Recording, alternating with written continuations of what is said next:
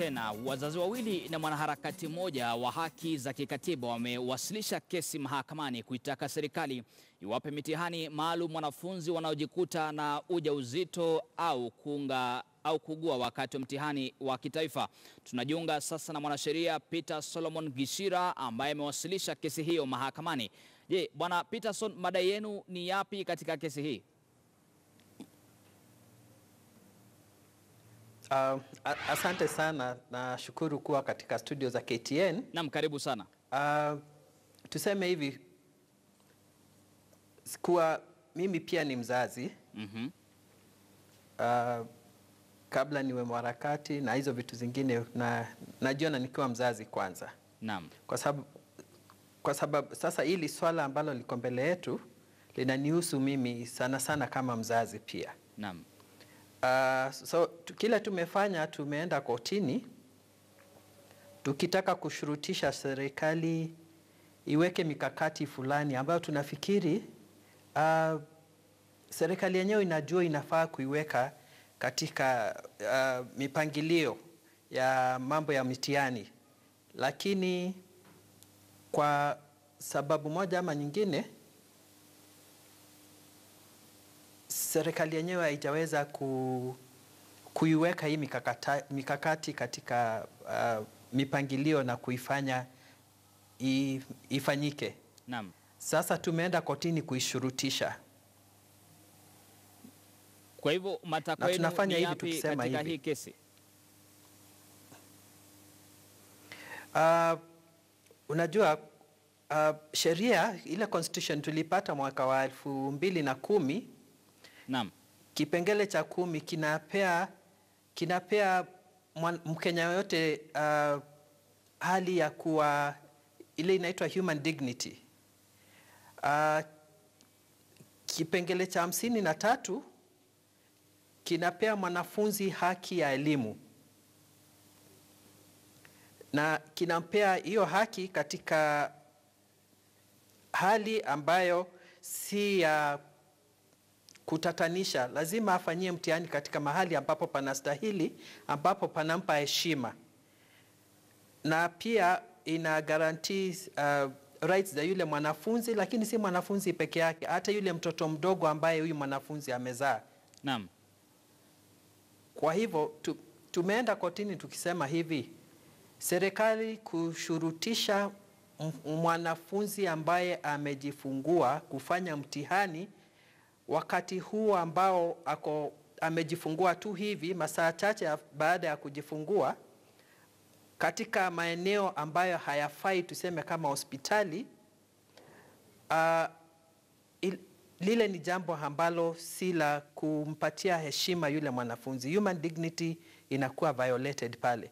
Si ya yule mwanafunzi peke yake, hata yule mtoto.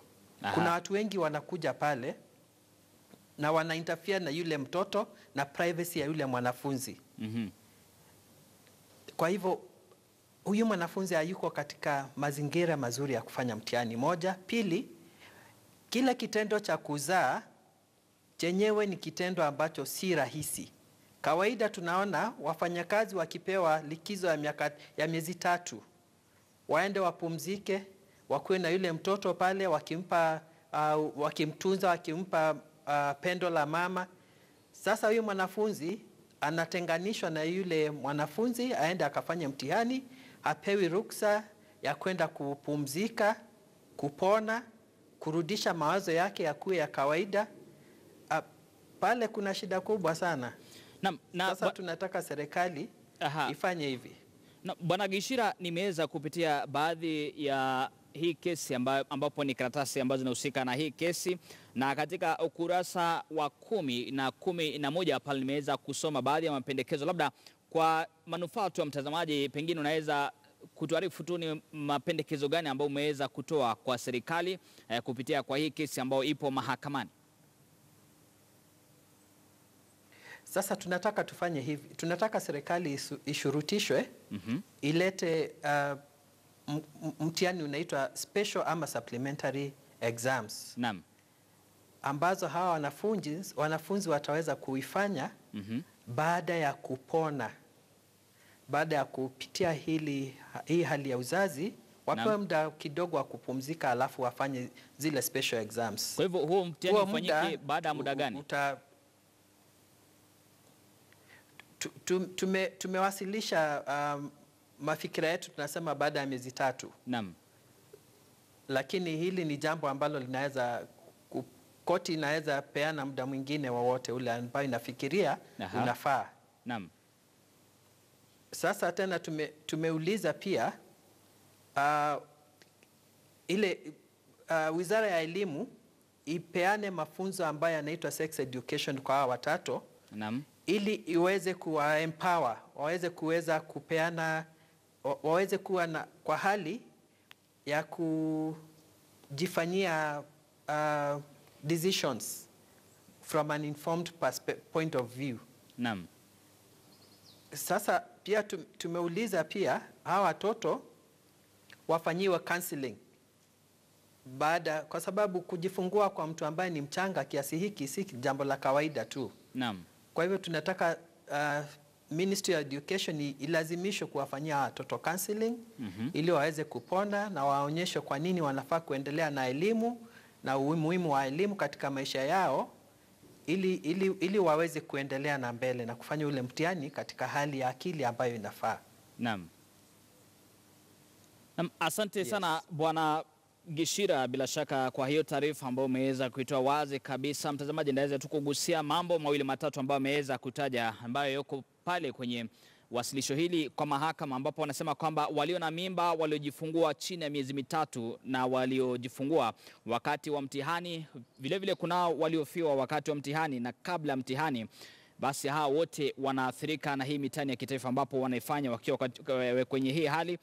Pili, kuna mtihani spesheli ambao utaweza kutengwa na Wizara ya Elimu na tume ya mitihani hapa nchini NEC kwa hawa ambao wanaathirika, mtazamaji, niliowataja hapa juu. Pia kuna 3, mtihani spesheli kuandaliwa ndani ya miezi 3 baada ya mtihani wa kitaifa, na 4, kuna shirika la kuunda mtaala kuanzisha mpango katika mtaala kufunza elimu ya afya ya uzazi. Kisha pale 5, upo ushauri na saha kutolewa na Wizara ya Elimu kwa wanafunzi wote kuona kwamba wakati huu basi ambapo wapo shuleni ama katika siku zao basi wanaweza kupewa ushauri na saha. Asante sana Bwana